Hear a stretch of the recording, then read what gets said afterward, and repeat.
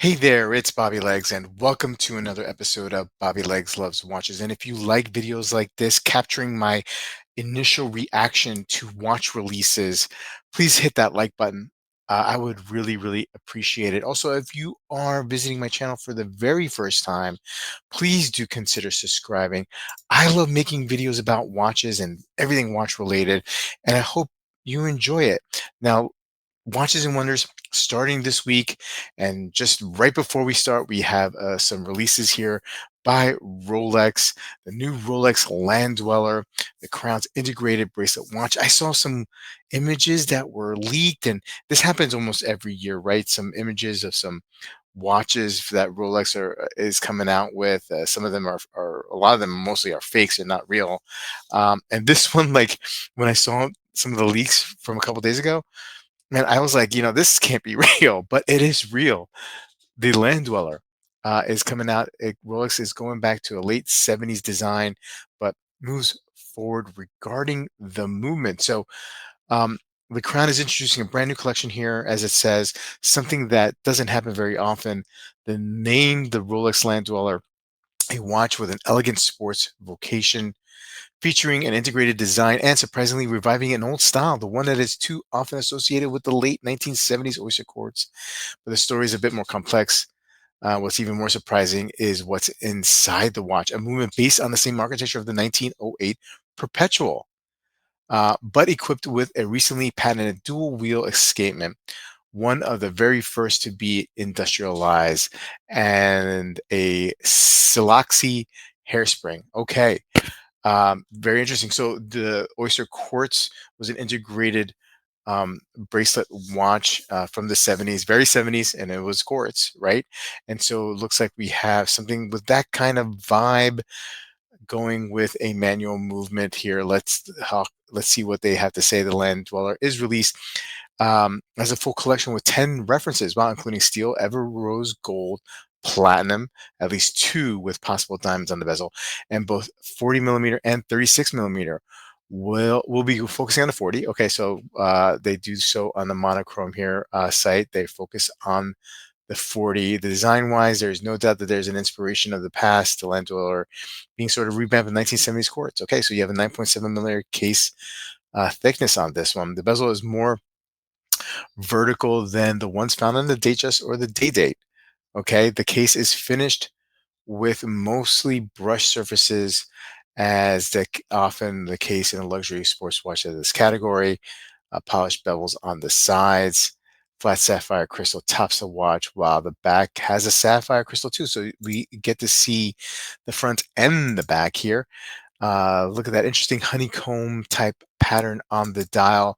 You have the 9 and the 6 here showing sort of explorer-esque.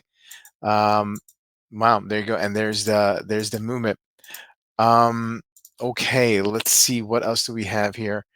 The bracelet is connected with a case and the ceramic inserts to ensure durability. Flat Jubilee is equipped with a conceal folding crown clasp. On the versions of the Ever Rose Gold and in the 950 Platinum, the bracelet includes ceramic inserts inside the links. However, it does not. There's no micro adjustment on the clasp.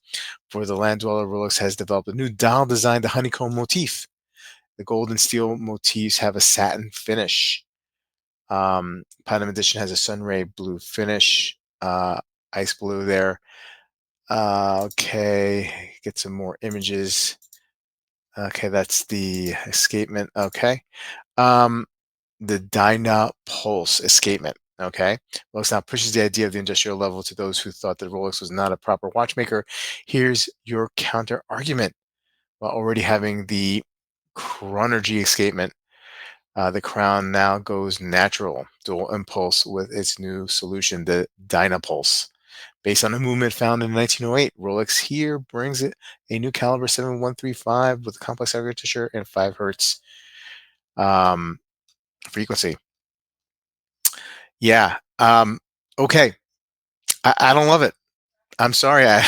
I'm not really. So 15.3 in steel, euro, 47.4 gold, 64 to platinum. Look, you know, don't take my word for it. I mean, like, look, it's just this is not for me. I'm not impressed. And I think what I don't like about it, I'm not crazy about this honeycomb. Then look, these are just renders, right? I mean, it could be a totally different. I could get a totally different vibe from seeing it in person, and usually that's the case. Usually the renders for me don't do it watches justice. It's like you got to see it in person. But based on these renders, I'm not crazy about this. I'm not. I don't like the 9 and the 6. There, you have the date window with the cyclops. It doesn't bother me, but symmetrically, this just doesn't work. I want to see a 3 there, and then if I have a 3, 6, and 9, then this is like too much of an explorer. So I think it should have not gone with the 9 and a 6. That's my personal opinion. Not crazy about the honeycomb. I'm sure maybe it is for some people, but it's just not for me. I like the idea that they're trying to do an integrated bracelet. Yes, so many brands have so many versions of these integrated sports bracelet watch, but it's not like this is new for Rolex. They've had this with the Oyster Quartz, so they have something to rely upon in the past to say, hey, we did it before. We're just bringing it back again. Got no problem with that. Don't mind the bracelet at all. Looks kind of cool. I'm just, not crazy about that dial and not crazy about the 96. Hey, fight me if you don't like it. Anyway, I'm sure whether you like it or not, you're probably going to be putting your name on the list because it'll still be a hot watch, right?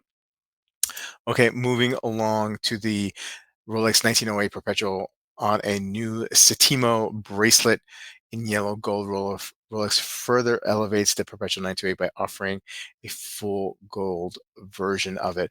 Yeah, and this is a beauty. The 1908, I feel like it doesn't get as much love as it should. It's a really dressy piece. And so, with Rolex, I think, it's Datejust, and then it's integrated sports. Right. I mean, I'm sorry, not integrated. It's stainless steel sports watches, right? I mean, that's like, that's where their lane is. And the Just piece, even though they have the Cellini in the past and they have now the 1908, I just feel like it just doesn't get as much appreciation or love. These are beautiful watches, and this one, you know, you know, hits all the marks here for me. I love this bracelet. I think it's awesome. I think it's exquisite, um, and I think it just looks great. I think it just looks great, and it's probably hell of expensive. Yeah, I mean, look, 36,200. That's okay. I mean, that's not bad. Compared to some of the other offerings that we've seen. Um, Grand Seiko with their gold. I mean, like, to me, this is, just not a bad price point.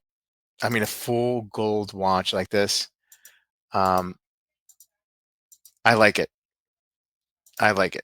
36, I'm not mad about the price. I mean, somebody's gonna be like, oh, it's way too expensive, blah blah blah blah. I like it. 39 millimeter case diameter, 9.5 millimeter case thickness, 20 lug to lug. This is slender, well-fitting, exquisite timepiece, 18 karat gold. I like it. 50-meter water resistance, caliber 7140, in-house automatic and bidirectional winding via perpetual rotor. 18 karat gold open work, 66-hour power reserve. Look at that superlative chronometer certification. That time tolerances, excellent time tolerances there. You got that Siloxy silicon hairspring here. High performance Paraflex shock absorbers, right? With a thin watch, you don't want to necessarily treat it with kid gloves. You still probably would treat this with kid gloves, but just a nice timepiece. Okay. And finally, what I have for you here is the Rolex Daytona yellow gold with a turquoise blue lacquer dial. Tiffany blue dial, yellow gold, a bold move, so they say. And yeah, I mean, like, I'm fine with this one. I mean, this is not my favorite variation of the Daytona, but I don't mind this Tiffany blue dial. I feel like it goes really well with this gold. So I got no problems with this either. Um, dude, I take all these watches, right? If I got the offer, somebody was offering me this watch, you can have this watch. I'll take it. I'll take it. So like for me saying I don't have a problem, just take that for whatever it is.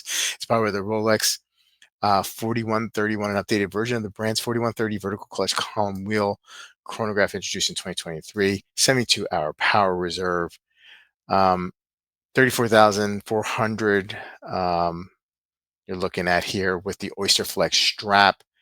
Yeah, I mean, like, look, probably, a little pricey, I mean, like, at least with the 1908, you got a whole lot of gold. This is roughly the same price, and it's an Oyster Flex, but it is what it is. It's the Daytona, very iconic timepiece. You know what I mean?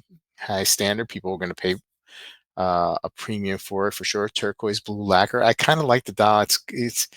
I saw this at like about an hour or two ago, and it's been growing on me. But I haven't read the details because I just wanted to keep it fresh for the video.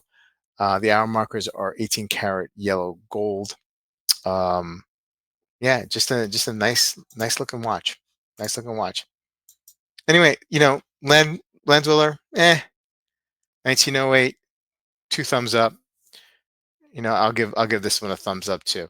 Anyway, guys, let me know what you think about this Rolex release. Please put a comment below, and I'll see you guys in the next video. Take care.